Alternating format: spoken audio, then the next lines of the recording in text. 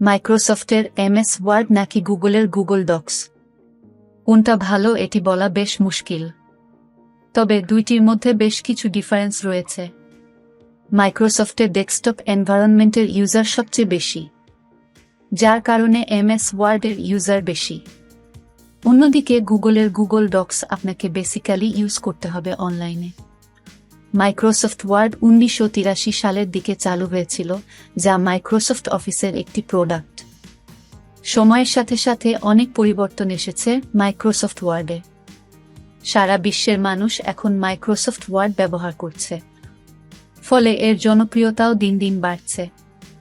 Microsoft ওয়ার্ডের পাশাপাশি আমরা যদি গুগল ডক্সের দিকে তাকাই তাহলে দেখা যাবে যে 2005 সালে স্যাম শিলেস এটি তৈরি করেছিলেন। এটি একটি ওয়েব ভিত্তিক টেক্সট এডিটর এবং গুগল ডক্স তৈরির 1 মাসের মধ্যে প্রায় 90% কোম্পানির কাছে এটি জনপ্রিয়তা লাভ করেছে।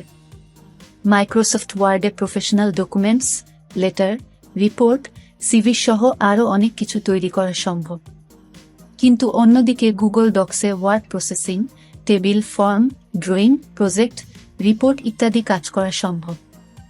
দুইটির মধ্যেই কিছু টেমপ্লেট থাকে, যেগুলো এডিটের মাধ্যমে সহজেই কাজ সেরে ফেলা সম্ভব। মাইক্রোসফট ওয়ার্ড এবং গুগল ডক্সের মধ্যে বেশ কিছু ডিফারেন্স রয়েছে। যেমন গুগল ডক্সে বারবার সেভ করার প্রয়োজন নেই। গুগল ড্রাইভের মাধ্যমে অটো সেভ হয়ে যায়।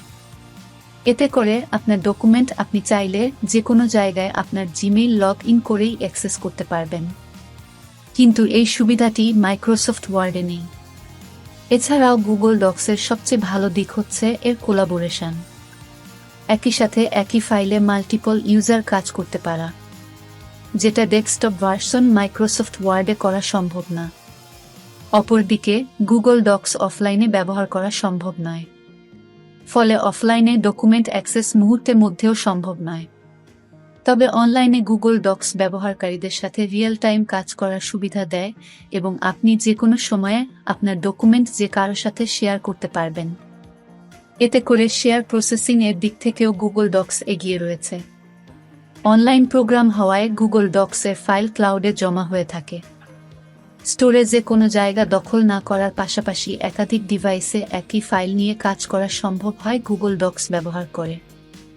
গুগল ডক্স অ্যান্ড্রয়েড ও আইওএস অ্যাপে সহজে ব্যবহার করা গেলেও মাইক্রোসফট ওয়ার্ড মোবাইল ভার্সনে ব্যবহার করা একটু কষ্টকর।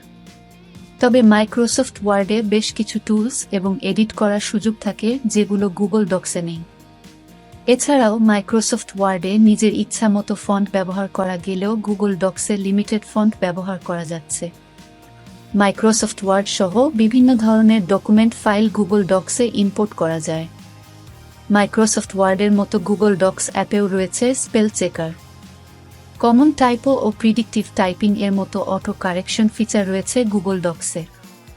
সর্বোপরি বলা যায় মাইক্রোসফট ওয়ার্ড ও গুগল ডক্স দুইটির ব্যবহারই ভালো। ভিডিওটি ভালো লাগলে লাইক করুন। সেই সাথে আপনি ডক ও ওয়ার্ডের মধ্যে কোনটি প্রেফার করেন এবং কেন, সেটা নিচের কমেন্ট বক্সে উল্লেখ করে জানাতে পারেন। ভবিষ্যতে এ ধরনের আরও তথ্য সমৃদ্ধ ভিডিও পেতে চ্যানেলটি সাবস্ক্রাইব করুন।